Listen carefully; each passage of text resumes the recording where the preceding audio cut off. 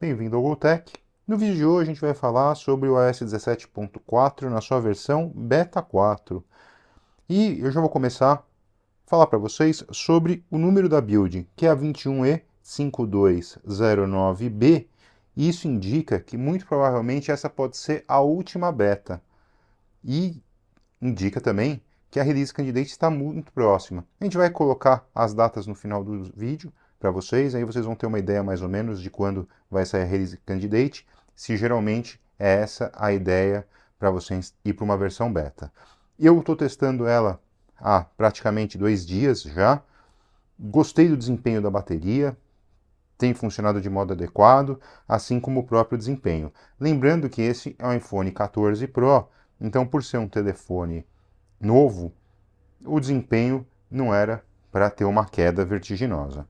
A principal mudança nessa versão da 17.4 é a Apple se adequar à legislação europeia para que seja permitida a instalação de apps em outras lojas. Então, você não vai ter mais o monopólio da App Store, você vai ter várias lojas de aplicativos e lá serão comercializados os seus aplicativos. E aí os desenvolvedores vão fugir das regras impostas pela Apple.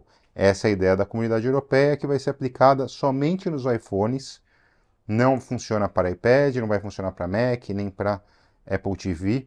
Então é exclusivamente do iPhone para contas que são criadas na Europa. E quando eu digo Europa, se exclui o Reino Unido, porque ele não faz parte da comunidade europeia. O Reino Unido tem normas próprias para aplicativos de TI, então ele vai continuar com o padrão que já existe, vai continuar com o monopólio da Apple, assim como acontece no resto do mundo. Uma alteração que eu tinha mostrado para vocês era que a barra de pesquisa na versão Beta 1 e Beta 2 ela estava mais larga. Você tinha um campo maior para você clicar e fazer colocar o seu endereço onde você quer visitar. Agora, desde a ponto 3, ela continuou no mesmo aspecto que nós tínhamos na versão iOS 17.3, ponto 2, ponto 1, ponto 0. Então, aquela alteração, que era até bem-vinda, acabou sendo retirada nessa versão.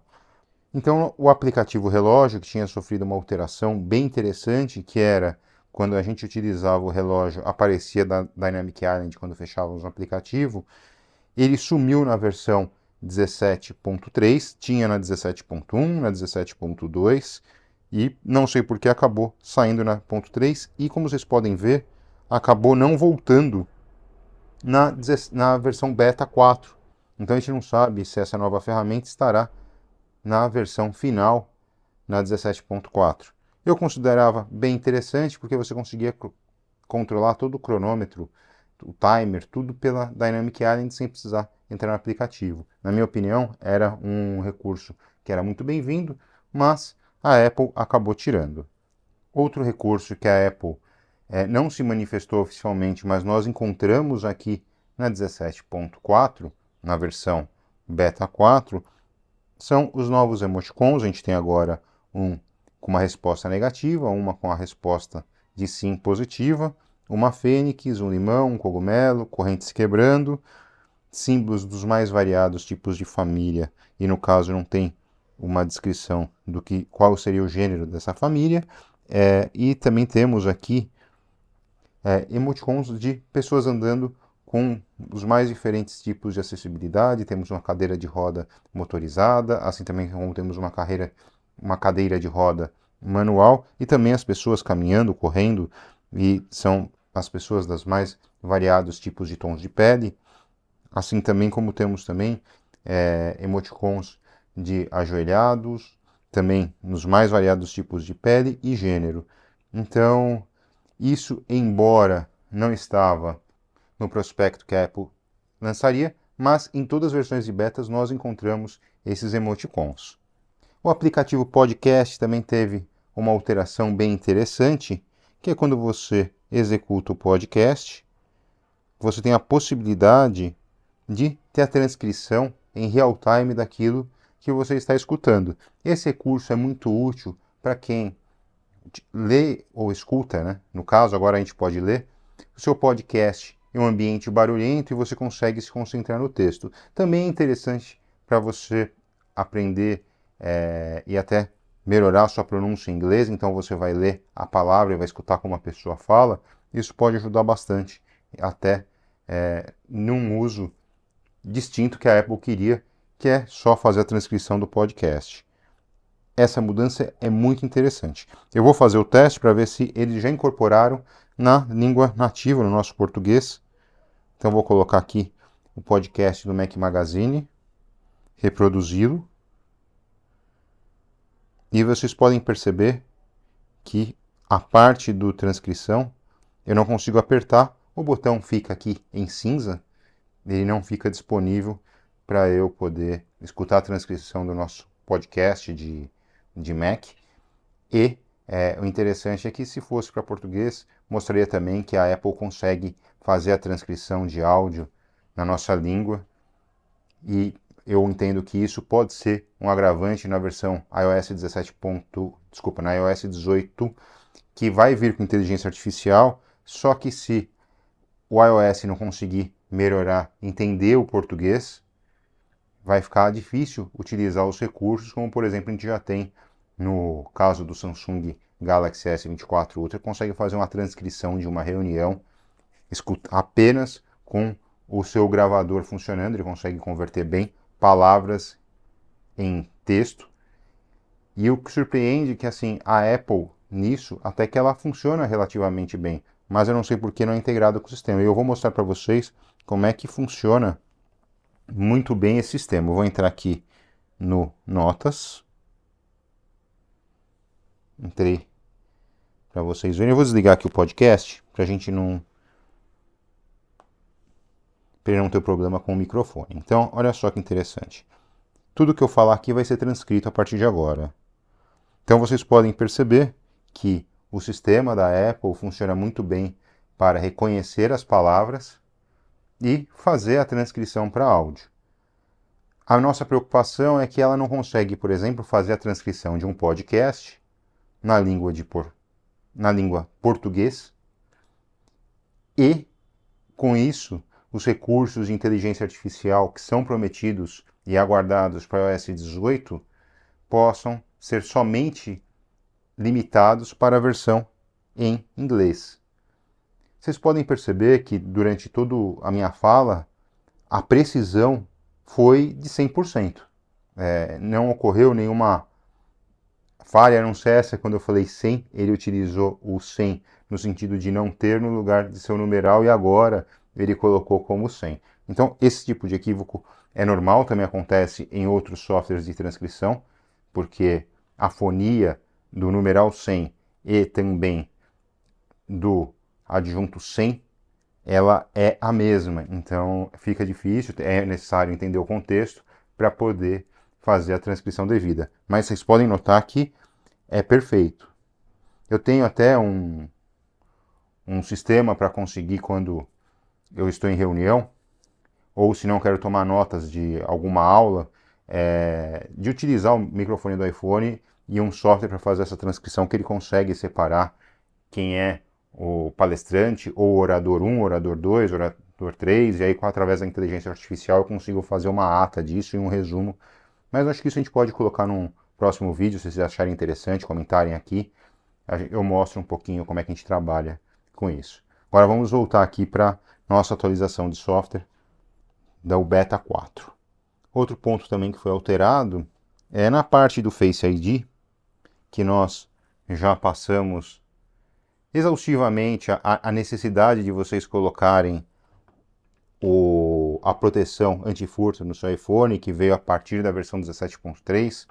Ele tem uma pequena alteração agora, que quando você tem aqui proteção de dispositivo roubado, você pode colocar no lugar de identificar os locais familiares, ele deixar em sempre. Então sempre vai ter o atraso de 1 hora. E você, por exemplo, se trabalhar num local... Isso daqui é interessante para quem trabalha no local público, por exemplo. Então vamos supor que você trabalha num shopping center. E é um local público, mas também seria um local familiar. E aí você tem o seu celular furtado dentro do próprio shopping. O que acontece? A pessoa conseguiria trocar o seu Face ID, sua senha, sem nenhum atraso, porque é um local familiar. Agora, se você tem essa localização, você pode deixar em sempre, porque se estiver no local público com alguma probabilidade de risco de roubo, você não vai ter problemas e aquele que furtou seu celular não vai conseguir tirar ele do Buscar-me, não vai conseguir alterar o seu Face ID, a sua senha de celular, muito menos o seu Apple ID. Então, é um recurso que é interessante, muito bem-vindo, essa alteração no 17.4. Eu acredito que deve ter sido pensado nesses casos mesmos, de proteger também aquelas pessoas que têm como locais familiares locais públicos. Então, quanto ao desempenho, eu vou fechar todos os aplicativos abertos com a sugestão de um inscrito nosso no canal que disse, olha, você está fazendo o Geekbench com ele aberto, isso pode dar alguma diferença. Geralmente, a atualização, ou se não, o aplicativo aberto não traz tanta diferença, mas eu acho que é importante e a dica é muito bem-vinda. Então eu agradeço o comentário de vocês e dentro do possível a gente vai colocando isso. Então, eu já fechei tudo aquilo que eu abri recentemente. Não é necessário, tá? Vocês fecharem todas as aplicações, que isso não economiza energia. Algumas aplicações elas ficam num modo como se fosse hibernando e não gasta processamento nem memória, ela fica ali como se fosse um estado semi-aberto. Ou senão só fica uma pré-inicialização, mas ela não está rodando em segundo plano. Aquelas que você abriu recentemente, muito recentemente, que eu digo é questão de alguns minutos, essas ficam rodando.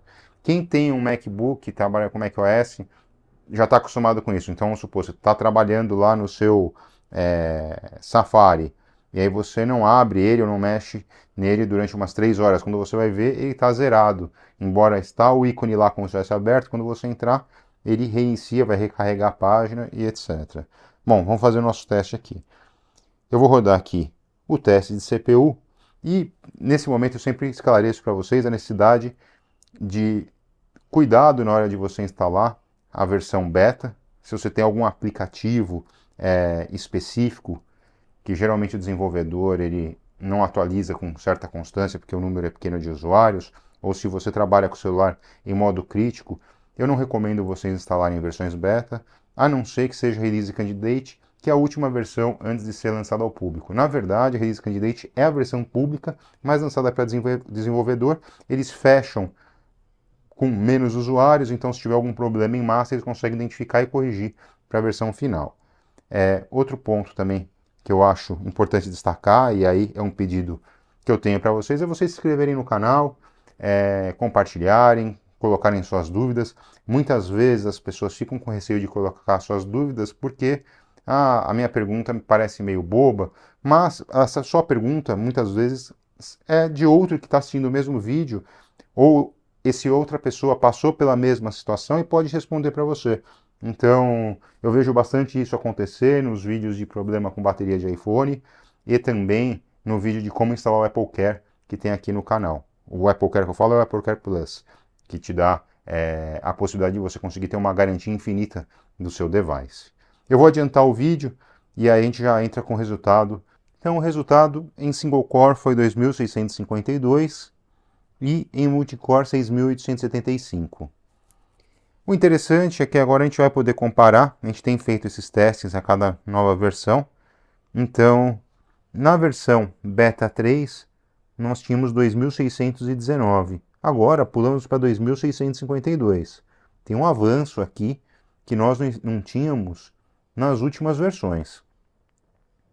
Já a versão multicore foi para 6.875 e anteriormente era 6.465.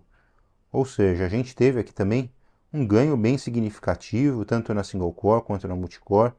E se a gente parar para pensar, eu não tenho esse ganho em nenhuma das versões. Desde que a gente começou a fazer teste, pelo menos com esse celular, eu vou pegar aqui. Desde a 15.2 a gente não tem um incremento de performance no iOS.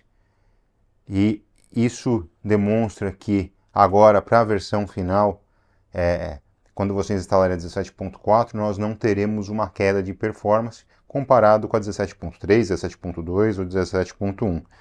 porque essa versão ela é mais eficiente a utilização do processador do que as demais. Então, quando deve ser lançada essa versão do iOS 17.4 na sua versão final? Eu desconfio que, tendo em vista que foi lançado o Beta 4 nesta semana, do dia 18 ao 24, só teríamos uma Release Candidate na semana do dia 3 ao dia 9. E até pode ser que essa Release Candidate saia na próxima semana, mas eu acho mais provável eles lançarem nessa semana aqui e entre o dia 12 e dia 13 eles lançarem a versão final do 17.4 Beta. E o que é interessante é o seguinte, essa é provavelmente a última grande versão do iOS 17.4, já que a Apple tem trabalhado de modo firme na versão do iOS 18, que deve vir com a inteligência artificial para tentar bater de frente com o Google e a Microsoft nessa área que a Apple ficou para trás. Mais uma vez eu peço para vocês se inscreverem no canal, compartilharem, curtirem e até o próximo vídeo, pessoal.